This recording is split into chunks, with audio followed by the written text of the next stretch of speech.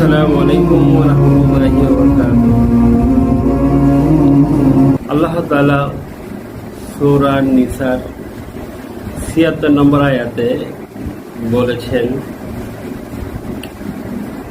যারা ঈমান এনেছে তারা আল্লাহর পথে লড়াই করে, আর যারা কুফরি করেছে তারা তাগুতের পথে লড়াই করে।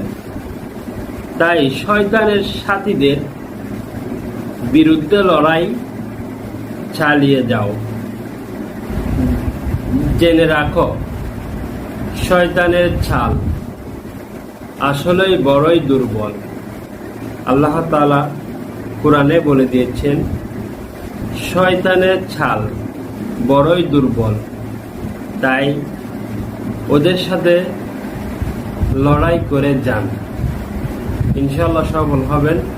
লড়াই বলতে শয়তানের ওয়াসওয়াসা থেকে নিজেকে রক্ষা করাটাই হলো আসল লড়াই।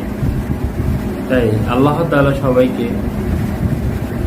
লড়াই করার শয়তানের সাথে তৌফিক দান করুন। আসসালামু আলাইকুম ওয়া রাহমাতুল্লাহি ওয়া বারাকাতুহু।